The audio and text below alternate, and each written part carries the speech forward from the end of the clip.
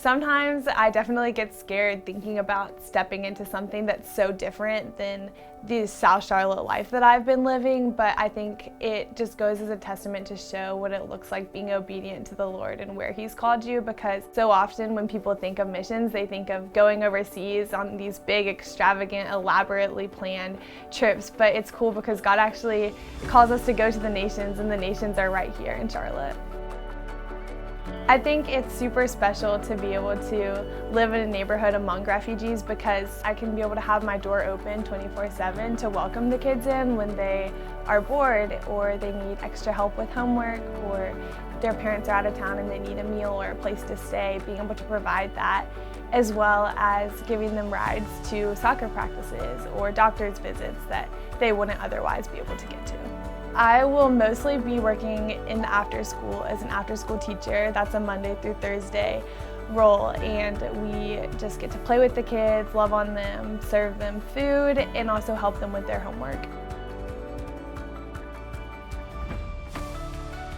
I think that the emphasis the school puts on missions has definitely spoke volumes to my desire to go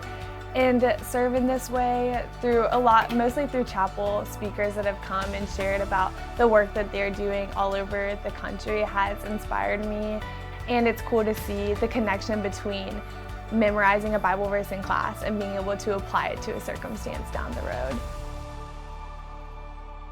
My parents were definitely for it because they have seen how I've been impacted by the community as well as serving in it themselves, and so it brought them joy to see that this is what I wanted to do, and they were excited to step into it alongside me.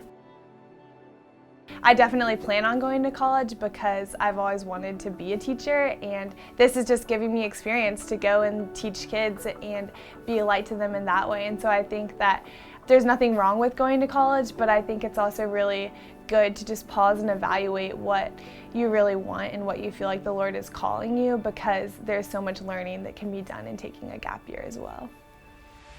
I wouldn't have had the courage and confidence and desire to step into this next season of life if it weren't for my youth pastor, my cross-country coach, and the mentors inside and outside of the community I'm about to step into, if it weren't for their wisdom and love and intentionality in reaching out to me and being a part of my life. And so it's exciting and encouraging to see the way they've impacted me and for me to be able to go and impact others in the community in the same way.